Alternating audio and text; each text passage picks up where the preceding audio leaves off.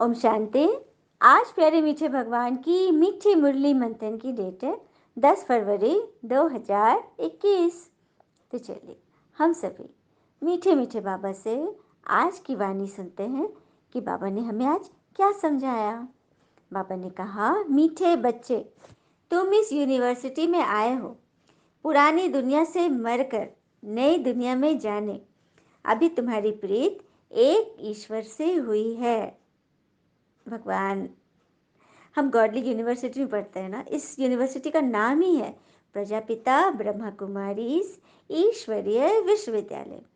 तो इस यूनिवर्सिटी के हम गॉडली स्टूडेंट हैं। तो हमें इस पुरानी दुनिया से मरकर, माना पुराने चोले से निकलना होगा। पुराना चोला अर्थात पुराने स्वभाव संस्कार जो हमें बहुत फंसाते हैं। और सबसे बड़ा संस्कार जो हमें फंसाता है ना, वो है हमारा देह अहंकार, हमारा देह भान कि हम फलाना है, हम में इतने गुण हैं, हम क्या नहीं कर सकते, हम बहुत काबिल हैं। ये जो हमारे मन में आ जाता है ना, ये हमें आत्मा में टिकने नहीं देता। और आत्मा में नहीं टिकेंगे, इस दुनिया को देखते हुए नहीं देखेंगे, सुनते हुए नहीं सुनेंगे फालतू व्यर्थ की बातें, तो परमात्मा से कैसे मिल सकेंगे। हाँ, और गुणों का अहंकार क्या करना है, सीखना है तो एक वृक्ष से सीखो जो कि फलों से लदा हुआ है। क्योंकि वृक्ष जब फलता है तो कितना सुंदर दिखता है ना। और जितने ज़्यादा उसमें फल होंगे उतनी ज़्यादा उसकी डालियाँ झुकी हुई होगी। और वृक्ष क्या कहता है कि मेरे फल तोड़ो, मैं झुक जाता हूँ। और झुकने से क्या होगा, फल टूटेंगे और उसका बोझ भी हल्का हो जाएगा। उसी प्रकार जब जीवन में गुण आ जाए, ज्ञान आ जाए, तो मनुष्य को झुक जाना चाहिए, फलदार वृक्ष की तरह। अहंकार का बोझ हल्का हो जाएगा और तभी तो हम इस पुरानी दुनिया से उपराम हो जाएंगे अपने संस्कार से। क्योंकि अभी अभी हमारी प्रीत एक भगवान से हुई है। कभी हमने जीवन में भी सोचा कि भगवान से प्रीत होगी? हमने तो आज तक सुनते आए ना कि विनाश काले विपरीत बुद्धि। तो किससे विपरीत बुद्धि? ईश्वर से। हाँ, भगवान से विपरीत हो जाती है। तो अभी तो बाबा से प्रीत बुद्धि हम बन रहे हैं, ईश्वर से प्रीत हो गई है। प्रश्न, किस विधि से बाबा की याद तुम्हें साहूकार बना देती है? उत्तर, बाबा है बिंदु, तुम बिंदु बन बिंदु को याद करो तो साहूकार बन जाएंगे। जैसे एक के साथ बिंदु लगाओ तो 10, फिर बिंदु लगाओ तो 100, फिर 100 में लगाओ बिंदु तो 1000। ऐसे बाबा की याद से बिंदु लगती जाती है, तुम धनवान बनते जाते हो। याद से ही सच्ची कमाई होती है। कितनी अच्छी रीति बाबा ने हमें बिंदु के रूप में हमें समझा दिया कि कौन सी ऐसी विधि हम अपनाएंगे जिससे हम साहूकार बन जाएंगे। तो है बिंदु लगाने का। क्योंकि बाबा बिंदु है, ज्योतिर्बिंदु बोलते हैं ना, आत्मा भी ज्योतिर्बिंदु है, तो हम भी बिंदु और ड्रामा भी बिंदु। तो ये 3 बिंदु की स्मृति जब मन में रखेंगे ना, तो हम बहुत बहुत बहुत बड़े साहूकार बन जाएंगे। सबसे पहले तो हम मन के राजा बनेंगे। अब बिंदु लगाने के लिए बाबा ने इतना अच्छा एग्जाम्पल दिया। जैसे एक नंबर के आगे एक बिंदु मतलब 0 लगा दो तो क्या बन गया, 10। 10 के आगे एक 0 लगाओ तो 100। 100 के आगे 1000। 1000 के आगे लाख। मतलब ऐसे करके हम जितना बिंदु लगाते जाएंगे। अब बिंदु को समझना है, बिंदु माना फुल स्टॉप। व्यर्थ की बातें, अनावश्यक बातें, केओस की बातें, हलचल की बातें हो रही हैं, क्योंकि संसार सागर है ना, कीचड़ से भरा हुआ है, तो उसमें कुछ ना कुछ तो छींटे आएंगे ही। तो हमें क्या करना है, बिंदु लगा दो। हमें उससे कोई मतलब नहीं, कोई सरोकार नहीं। हमें सरोकार उसी बात से है जिससे हम अपना और सर्व का कल्याण करते हैं। तो सब तैयार हो ना लगाने के लिए? जितनी बार बाबा को याद करेंगे वो हमारे अकाउंट में बिंदु बिंदु बिंदु बिंदु ऐड होता जाएगा। और मनुष्य के हिसाब में हेर फेर होगी, 1-2 बिंदु मिसिंग हो जाएंगे, लेकिन परमात्मा के अकाउंट में, उनके वही खाता में, उनके चोपड़े में बिल्कुल भी मिसिंग नहीं होगी। जितनी बार आप याद करोगे ना, जितनी बार आप भगवान के द्वारा लिए गए पेपर में पास होते जाओगे, आपकी बिंदुआ बनती चली जाएगी। और याद से ही सच्ची कमाई होती है। यहाँ जितनी बार बिंदु लगाते चले गए, उतना ही हमारे सत्युगी महल में हीरे जवाहर के रत्न छपते जाएंगे। तो ये कहानी है, ये विधि है जो हमें बहुत बड़ा साहूकार बनाती है। गीत है आज की मुरली का। महफिल में जल उठी शमा तो परवाने आ गए। देखो दुनिया में भी हमने शमा जलते हुए देखा है। मोमबत्ती जला लो, दीपक जला लो, कैसे फतिंगे आके उसके आगे पीछे लगते हैं। कुछ होते हैं जो फेरी डाल के चले जाते हैं, और कुछ है कि एकदम जब तक शमा जलती रहेगी वो वहां से हटेंगे नहीं, और उसमें घूम घूम के उसका रस लेकर के उसमें स्वाहा हो जाते हैं, है ना। इसीलिए बाबा कहते हैं कि सृष्टि रूपी महफिल में जब परमात्मा क्षमा जलती है तो परवाने मतलब बाबा के बच्चे आ ही जाते हैं। ओम शांति। इस गीत का अर्थ कितना विचित्र है। प्रीत बनी है किसके लिए और किससे बनी है? भगवान से, क्योंकि इस दुनिया से मरकर उनके पास जाना है, मतलब दुनिया से उपराम होकर। ऐसे कभी किसके साथ प्रीत होती है क्या? तो ये ख्याल में भी कभी आएंगे कि हम मर जाएंगे, फिर प्रीत किससे रखेंगे? गीत का अर्थ कितना वंडरफुल है। क्षमा से परवाने प्रीत रख फेरी पहन पहन जल मरते हैं। तुमको भी बाबा की प्रीत में यह शरीर छोड़ना है, अर्थात बाबा को याद करते करते शरीर छोड़ना है। आई बात समझ? दुनिया में भी कहते हैं ना, जब कोई मरता है तो कहते हैं ना ईश्वर को याद करो, लेकिन सारा जीवन उसने ईश्वर को याद करने के संस्कार नहीं डाले तो अंतिम समय में कैसे संस्कार पड़ेगा? बिल्कुल नहीं, याद ही नहीं है कि बार बार याद भूलेगी। मनुष्य दान, पुण्य, तीर्थ यात्रा आदि करते हैं भगवान के पास जाने के लिए। शरीर छोड़ते समय भी मनुष्य को कहते हैं भगवान को याद करो। भगवान कितना नामी ग्रामी है। वह आते हैं तो सारी दुनिया को खत्म कर देते हैं। तुम जानते हो हम इस यूनिवर्सिटी में आते हैं पुरानी दुनिया से मरकर नई दुनिया में जाने के लिए। ये सबको पता है कि इस यूनिवर्सिटी में पहुंचने वाले पुरानी दुनिया से उपराम होकर ही जाते हैं। अपने स्वभाव संस्कार को छोड़ना पड़ता है जो हमें फंसाती है। पुरानी दुनिया को पतित दुनिया, हेल कहा जाता है। बाबा नई दुनिया में जाने का रास्ता बताते हैं कि सिर्फ मुझे याद करो, मैं हूँ heavenly God father. Heavenly God father माना हेवन बनाने वाले, हेवन को रचने वाले भगवान। उस फादर से तुमको धन मिलता है, मिल्कियत मिलती, मकान आदि मिलेंगे। बच्चियों को तो वर्षा मिलना नहीं है, उनको दूसरे घर भेज देते, गोया वह वारिस नहीं ठहरी। देखो यहाँ पे बच्चा और बच्ची दोनों में डिस्क्रिमिनेशन किया जा रहा है। बच्चे को वारिस बनाया जाता है लेकिन बच्चियों को नहीं, उन्हें जायदाद नहीं दिया जाता था। हाँ, और उन्हें पराया धन समझकर पराये घर भेज देते हैं, है ना, शादी विवाह आदि कर देते हैं। तो वही बोल रहे बाबा कि लौकिक फादर से तुमको धन मिलता है, जमीन जायदाद मिलती है, मिल्कियत मिलती है, और बच्चियों को तो वो भी नहीं मिलता। लेकिन भगवान तो सभी आत्माओं के पिता, उनके तो वारिस सभी बच्चे, बच्चे हो चाहे बच्चियां हो, सभी उनके वारिस है। कोई समय जरूर बाबा आते हैं, सबको घर ले जाते हैं, क्योंकि नई दुनिया में बहुत थोड़े मनुष्य होते हैं। कल भी बाबा ने बोला था ना, सिर्फ 9 लाख मनुष्य होंगे, राजा रानी प्रजा सभी मिला के। पुरानी दुनिया तो बहुत बड़ी है, नई दुनिया में मनुष्य भी थोड़े और सुख भी थोड़ा होगा। नई दुनिया में मनुष्य भी थोड़े और दुख तो होगा ही नहीं, और सुख भी अपार होगा, भंडारा होगा वहाँ। इसीलिए तो पुकारते हो ना। पुरानी दुनिया में मनुष्य को बहुत दुख है, इसीलिए पुकारते हैं। बापू गांधी भी कहते थे ना कि हे पतित पावन आओ।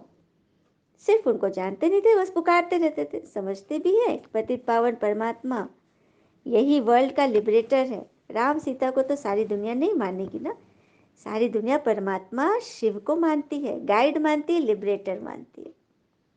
ये भी बहुत बड़ी बात है। राम सीता के रूप में आ जाए देवी देवता बन के, या श्री कृष्ण के रूप में, या श्री विष्णु के रूप में, तो उनको सभी धर्म की आत्मा तो भगवान नहीं मानेगी ना, अपना पिता नहीं मानेगी ना। तो यहीं पर तो पॉइंट है। जो बाबा इसको क्लियर कर रहे हैं कि सारी दुनिया परमात्मा को मानती है, ज्योति को मानती है।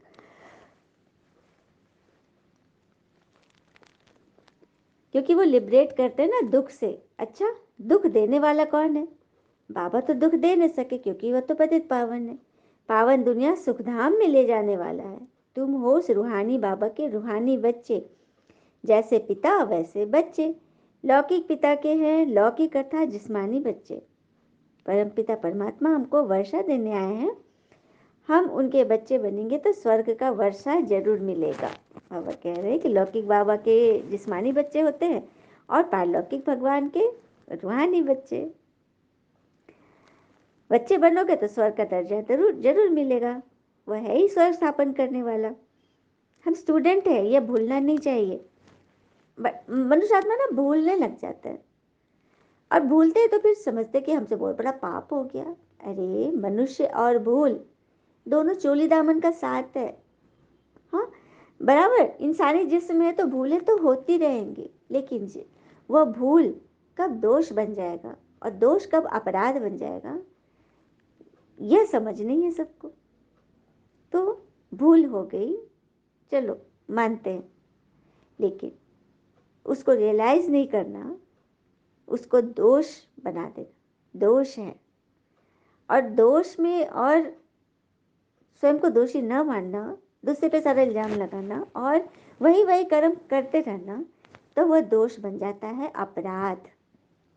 तो इतनी बड़ी घटना होने से हम बच जाएंगे, अपने आप को बचा लेंगे।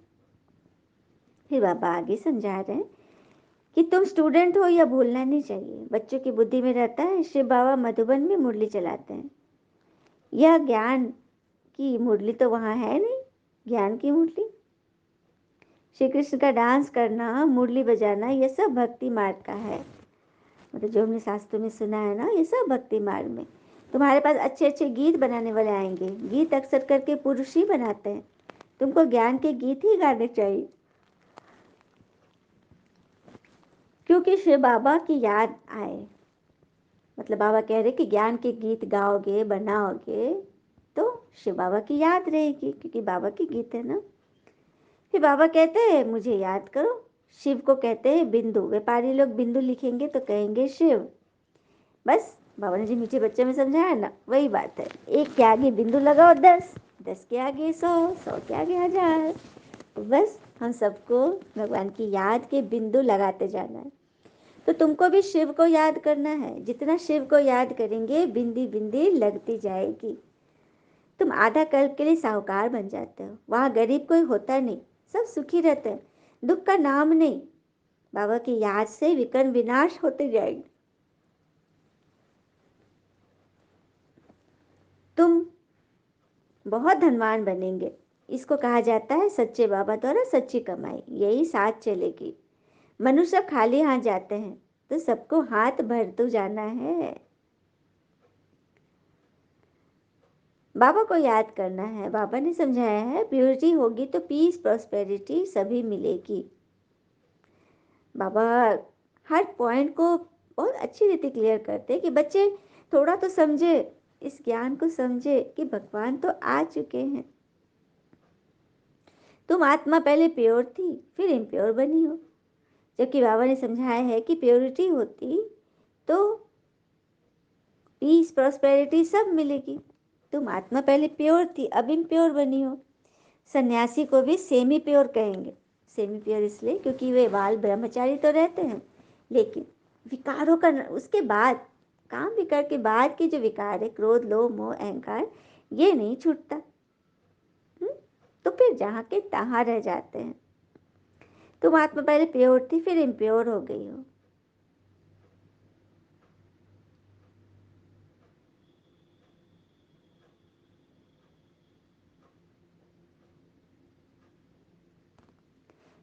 बाकी दुनिया में सभी जाएंगे खाली हाथ और तुम जाओगे भरतू हाथ। सच बात है ना। सबके हाथ देखो, मुट्ठी बंद करके आता है, मुट्ठी खोल कर जाता है। कोई व्यवस्था नहीं है ऊपर कुछ ले जाने की, लेकिन हम बच्चे भरतू हाथ जाएंगे। मतलब संस्कार लेकर जाएंगे आत्मा में। बाबा को याद करना है। हाँ, फिर आगे बोल रहे बाबा, दुनिया में अनेक प्रकार के मेले लगते हैं क्योंकि आमदनी तो होती है ना, यह भी उन्हों का धंधा है। कहते हैं धंधे सब में धूल बिगड़, धंधे धर के नर के नारायण बनने के। मतलब बाबा बोल रहे हैं हमें यह धंधा करना है जो कि कोई बिरला ही करेगा, कि नर से नारायण बनने और बनाने का। बाबा का बनकर सब कुछ देह सहित बाबा को दे देना है, क्योंकि तुम चाहते हो नया शरीर मिले। बाबा कहते तुम कृष्णपुरी में जा सकते हो, परंतु आत्मा जब सतो प्रधान बनेगी तब तो। अभी तमो प्रधान बनी हुई है ना, अज्ञान अंधकार की पराकाष्ठा में आत्मा है, तभी वो सतो प्रधान बनेगी। कृष्णपुरी में ऐसे नहीं कहेंगे कि हमको पावन बनाओ। वहाँ सभी मनुष्य मात्र पुकारते हैं, हे लिबरेटर आओ, इस पापी दुनिया से हमको लिबरेट करो। मतलब आत्मा पुकार रही है दुख धाम से छुड़ाने के लिए। अभी तुम जानते हो बाबा आया है हमको अपने साथ ले जाने। यहाँ जाना तो अच्छा है ना, मनुष्य शांति चाहते हैं। अब शांति किसको कहते हैं? काम विकार कोई कर न सके, शांति तो है ही शांति धाम में। फिर भी लेकर शरीर लेकर कर्म तो करना है ना।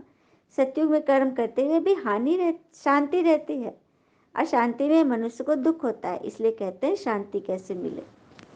शांति की खोज क्यों हो रही है? क्योंकि अशांति इतना ज़्यादा बढ़ गया है ना कि मनुष्यों को अब बस शांति चाहिए, शांति चाहिए। लेकिन उसके लिए बाबा जो परहेज बता रहे हैं उसमें निश्चय नहीं है, तभी तो यहाँ दुख है।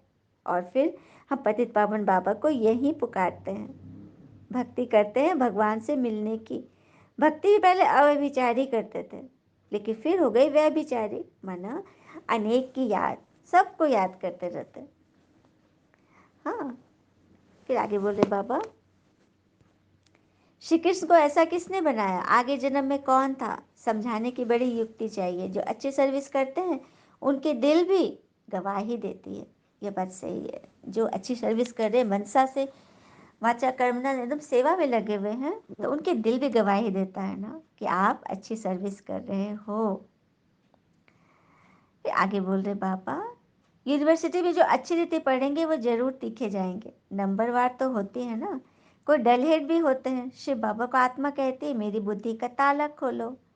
बाबा कहते हैं बुद्धि का ताला खोलने के लिए तो आया हूँ, परंतु तुम्हारे कर्म ऐसे हैं जो ताला खुलता ही नहीं। फिर बाबा क्या करेंगे?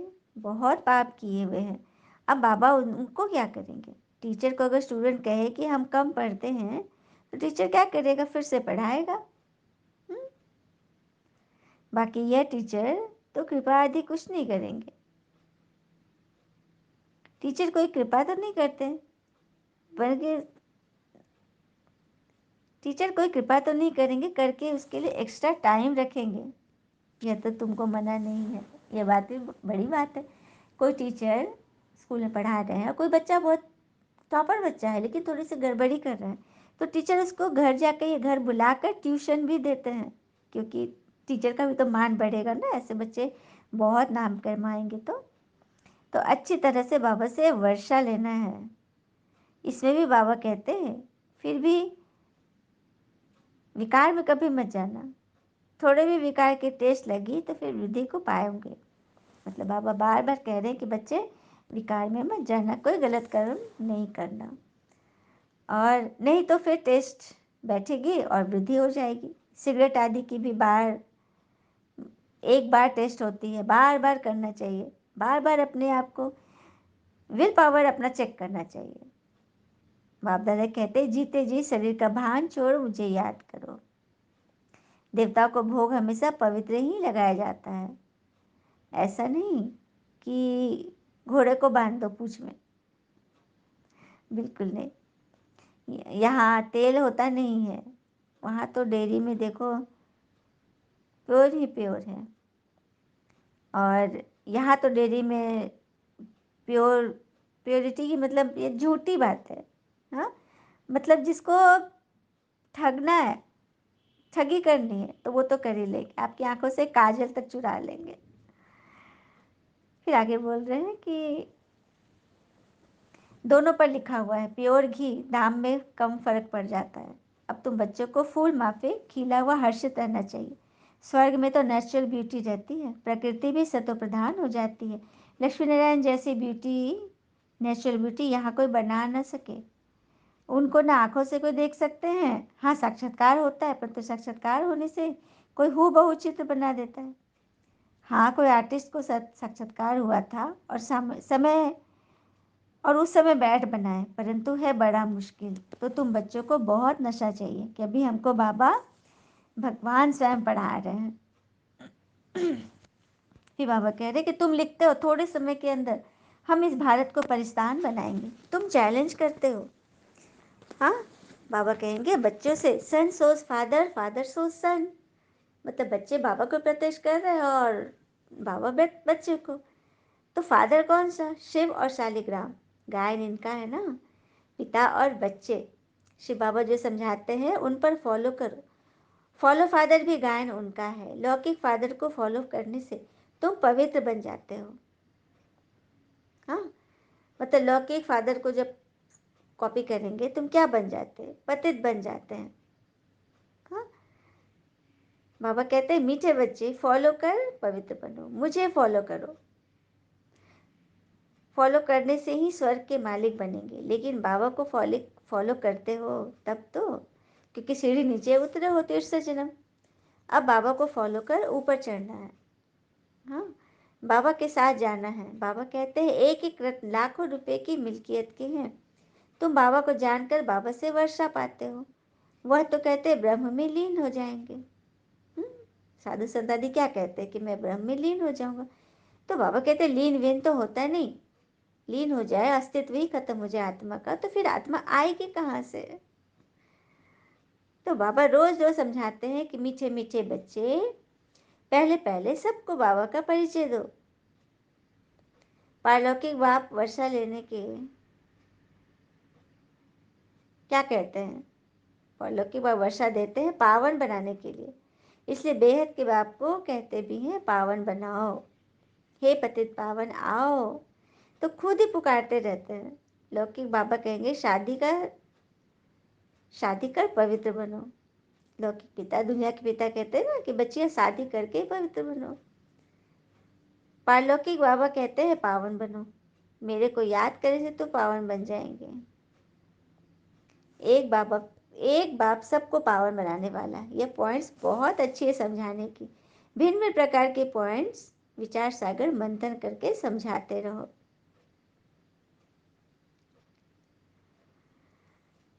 तो अब बाबा यही कह रहे कि पावन बनो, जबकि विनाश सामने खड़ा है। अब क्या करना चाहिए? जरूर पारलौकिक पिता की मत पर चलना चाहिए। यह भी प्रतिज्ञा लिखी हुई है ना अभी की। पारलौकिक फादर को फॉलो करेंगे। बच्चे कह तो देते, हाथ भी उठा देते मधुबन में, लेकिन फिर बाबा कहते हैं कि हाथ उठाने में तो सभी होशियार है, लेकिन कितना पॉइंट मिला, सच्ची सच्ची बात से बताना है। अभी तुम समझते हो शिव जयंती माना कि भारत के स्वर्ग की जयंती। ये बहुत बड़ी बात है, सभी नोट कर ले कि शिव जयंती माना शिवरात्रि जो होती है, तो उसी के बाद तो श्री कृष्ण का जन्म होता है द्वापर से। शास्त्रों में यही बात है ना। गीता ही सर्वशास्त्र शिरोमणि, गीता माता। वर्षा तो बाबा से ही मिलेगा, गीता का परिचय है ही शिव बाबा को। गीता का रचयिता है ही शिव बाबा, भगवान है। अच्छा, ओम शांति। शुक्र है मीठे बाबा। धारणा के लिए मुख्य सार है, पहली पॉइंट, हम गॉडली स्टूडेंट हैं। यह सदैव स्मृति में रखना है। कोई भी छीछी आदत नहीं डालनी है, उन्हें मिटाना है। विकार का जरा भी ख्याल नहीं आए। हाँ, दूसरी पॉइंट, जीते जी शरीर का भान भूलकर बाबा को याद करना है। भिन्न भिन्न पॉइंट्स विचार सागर मंथन कर पतितों को पावन बनाने का धंधा करना है। वरदान, बर्थ राइट के नशे द्वारा लक्ष्य और लक्षण को समान बनाने वाले श्रेष्ठ तकदीरवान भव। बर्थ राइट के नशे द्वारा लक्ष्य और लक्षण को समान बनाने वाले श्रेष्ठ तकदीरवान भव। तो कैसे बनेंगे? बर्थ राइट, ईश्वर से मिलना, ईश्वर से प्रीत रखना, ईश्वर के नियमों पर चलना हमारा बर्थ राइट है, जन्म सिद्ध अधिकार है। तो उसमें बाबा हमें जो लक्ष्य दिए ना, तो वैसे लक्षण बनाने के लिए क्या करना होगा, सुनते हैं। जैसे लौकिक जन्म में स्थूल संपत्ति बर्थ राइट होती है ना, जैसे जन्मता है बच्चा, लोग क्या कहते हैं, अरे वाह, बारिश आ गया, बारिश आ गया। वैसे ब्राह्मण जन्म में भी दिव्य गुण रूपी संपत्ति, ईश्वरीय सुख और शक्ति बर्थ राइट है। आगे बात समझो, ब्राह्मण जीवन में जो दिव्य गुण हमें ईश्वर से मिल रहे हैं, हाँ, रूपी संपत्ति, धन, इससे बड़ा धन तो कुछ है ही नहीं। मन से बड़ा धन कोई है क्या? यदि मन आपका खुश नहीं है, तो हम कैसे करेंगे, कैसे उसको पार पाएंगे? हाँ, उस जो हमें धन मिला हुआ है उसको यूज़ कैसे करें? मन तो हमेशा ही कुंठा में है, फंसा हुआ है किसी न किसी बात से। तो बर्थ राइट का नशा नेचुरल रूप में रहे तो मेहनत करने की आवश्यकता नहीं पड़ेगी। इस नशे में रहने से लक्ष्य और लक्षण समान हो जाएंगे। हाँ, और किसी भी बात पे अपने आप को हीन बुद्धि नहीं समझना, हीन नहीं समझना कि हम बहुत कमज़ोर है, इस संसार में मैं कुछ भी नहीं। तो उस ओर देख लेना जिसके लिए आप ही संसार हो, क्योंकि आप भी किसी के लिए कुछ हो। ऐसा नहीं है कि कोई व्यक्ति भी अयोग्य नहीं है। कहते हैं ना कि सिर्फ किताब का सुंदर मतलब कवर देख करके, उसकी सुंदर लिखाई पुताई देख करके, कलरिंग देख करके हम किताब को अच्छा या बुरा नहीं कह सकते। किताब को देखने के लिए, जानने के लिए उसको पढ़ना पड़ता है। तो भगवान की सिर्फ मुरली देख लें या एक जिस ऊपर से सरसरी निगाह डाल दिए तो उसे क्या मिलेगा? हमें कैसे पता चलेगा कि इसमें क्या क्या रत्न छिपे हैं? सागर के तले में जाना पड़ेगा ना। हाँ, तो तभी हमारे लक्ष्य और लक्षण समान हो जाएंगे। स्वयं को जो हूँ, जैसा हूँ, जिस श्रेष्ठ बाप और परिवार का हूँ, वैसा जानते और मानते हुए श्रेष्ठ तकदीरवान बनो। बाबा बोल रहे हैं कि अपने आप को पहचानो कि मैं एक आत्मा हूँ, शरीर नहीं। मैं परमात्मा की संतान हूँ, उनके नियमों पर मुझे चलना है। मैं ब्राह्मण परिवार की हूँ। तो अपने आप को श्रेष्ठ तकदीरवान समझेंगे तभी तो बनेंगे। स्लोगन, हर कर्म स्वस्थिति में स्थित होकर करो तो सहज ही सफलता के सितारे बन जाएंगे। स्वस्थिति अर्थात आत्मिक स्थिति, आत्मबल से भरे हुए अपने एक एक भाव से, एक एक संकल्प से कर्म करो। इसी नशे में रहो तो सफलता के सितारे सहज बन जाएंगे। अच्छा, ओम शांति। शुक्र है मीठे बाबा, वो बाबा के प्यारे प्यारे बच्चे। थैंक यू बाबा। All is well always. ओम शांति।